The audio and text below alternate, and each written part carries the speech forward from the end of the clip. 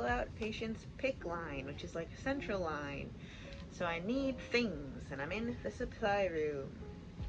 So I need gauze, I need a tegaderm. Aha! Tegaderm. And I don't know if I need a suture removal kit. I've removed a central line before that had a suture in it.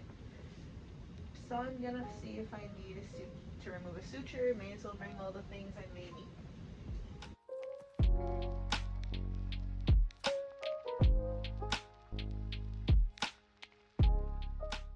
Sterile scissors is good.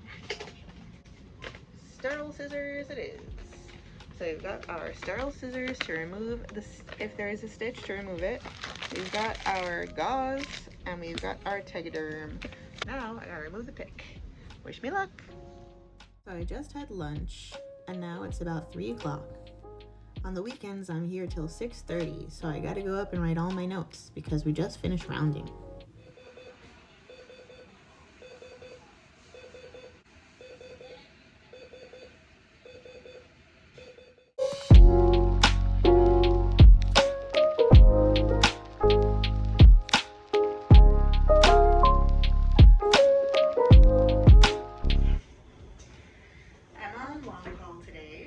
Till 8 p.m. The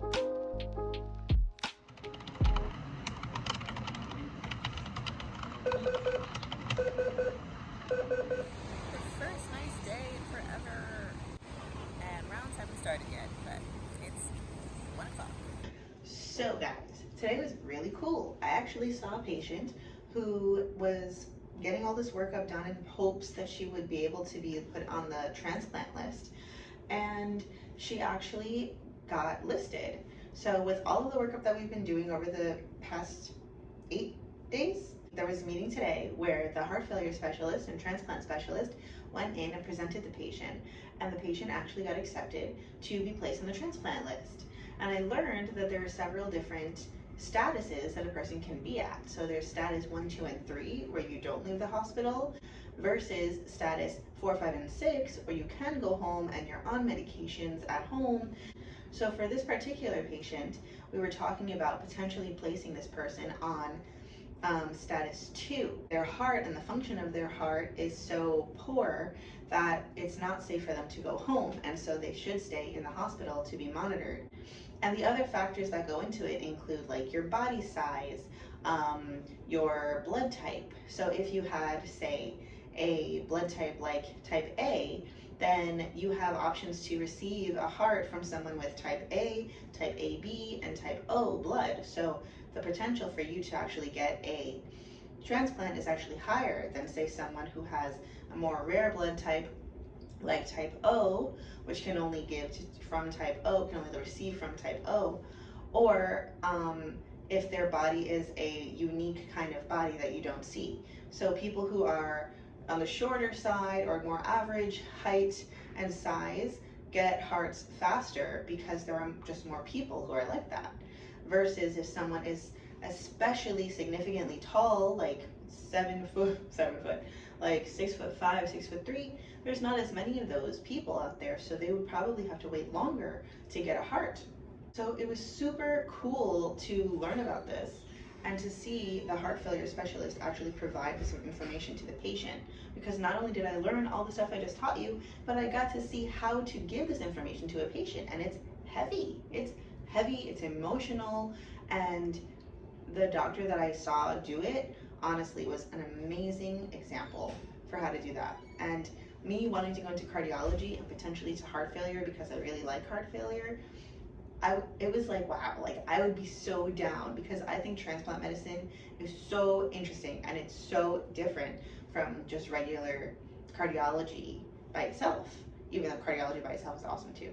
So yeah, that was awesome. I really like learning about that, and I really hope that the patient gets on status 2 and gets a transplant. And you might think that I was just taking a tour around the hospital, but actually I was looking for my patient.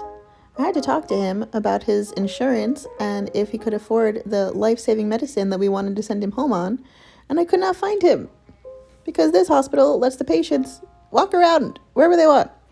Okay, so it's my long call shift. It's like 6:30 right now, and I am bored. I did a bunch of stuff for my patients, sent messages, made phone calls, talked to them, gave updates, checked labs. Now I'm waiting for a couple more labs to come back. People are stable, thank God, but I am bored, and I get out at 8. So that's the update. It's 10 minutes to sign out, and one of my patients started uptrending with a lactate, and now they are a watcher, meaning that we sign them out to the seniors overnight to keep an eye on them, and it's a low threshold to call an RRT, which is a rapid response, to potentially send this patient to the ICU for drips of vasopressors that cannot be given on the floors. Like, the patient's been okay all day, but then throughout the duration of my call, the blood pressure was super low at one point. Then I rechecked it, it was fine. The temperature was really low. Then we're gonna recheck it now. Then the patient's blood gas showed an elevated lactate, so we went in there and checked on them, but the patient is completely asymptomatic and is like, leave me alone, I'm trying to sleep. So it's kind of an anomaly, and I'm wondering if some of this is like false reading, but we're doing all the workup that we can to rule out any sort of issue that can be treated, and basically keeping a really close eye on this person, because from right now, it looks like they could turn at any point and get really sick.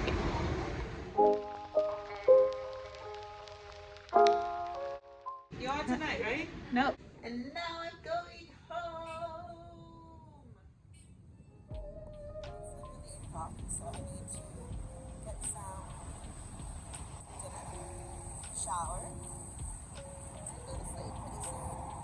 I usually go to bed around like 10, which is kind of late, even for getting out at 8, because I have to get up at 5. And also, the drive to go home is like 30 to 40 minutes. So, don't have much time on these long call days, but at least it's every other day. And tomorrow is a short call day. Oh my god, there's nothing better than leaving on a long call day and knowing that tomorrow you get to leave early. I'm home, finally. It is 9 o'clock, and I'm exhausted. I'm gonna heat up some food. I'm so hungry. And then I'm gonna take a shower and get ready for bed. Yeah, not that exciting, sorry, but this is what long call life is like. But tomorrow is short call. I feel like I say this every time I have long call. Oh, I'm so tired. Oh my god. Okay, let me make some food. Oh. And now it is 10 o'clock. I ate, I took a shower, and now I'm going to sleep. And that is what happens on long call day. So good night, and I'll see you guys tomorrow.